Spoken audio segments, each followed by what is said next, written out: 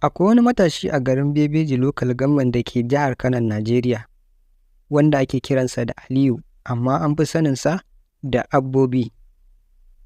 Ya kasance mai ƙoƙarin neman na kansa kodayaushe. Abbobi sam ba shi da wata matsala da kowa, yana zaune da kowa lafiya.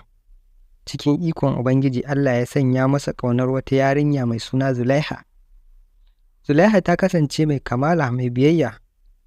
Abbobi dai ya yanke shawarar zuwa gidan su Zulaiha domin ya bayyana mata abin da yake ji a cikin zuciyarsa game da son da yake mata.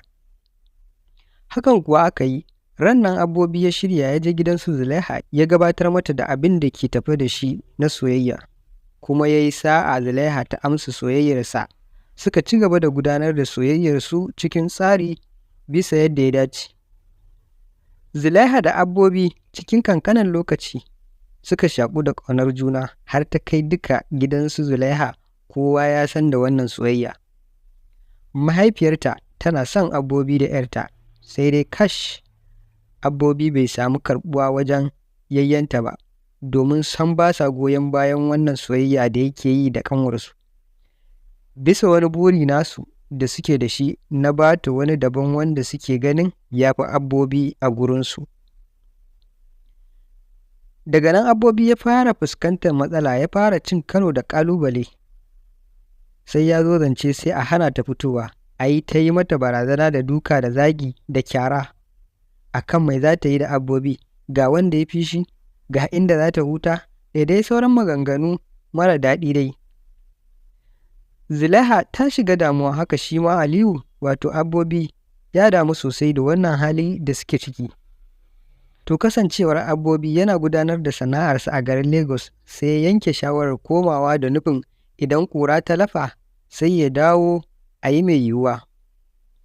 Bayan Abbobi ya koma Lagos ba daɗewa, sai ya samu labarin an saka wa Zulaiha rana da wannan wanda yayyanta suke so su bata.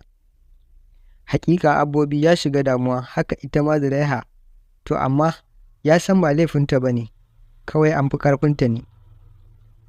Haka Abbobi ya ɗauki wannan kaddara ya yi ta addu'a, kwanci tashi, Allah ya soya masa da mafi alheri. Bayan wani lokaci Allah ya amshi addu'arsa, ya samu wata masoyiyar har an saka musu ranar aure ma.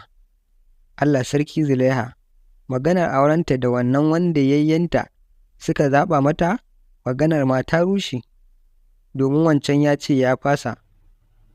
A yanzu haka babu wanda yake neman aurenta, tana nan a gida cikin damuwa da tunani.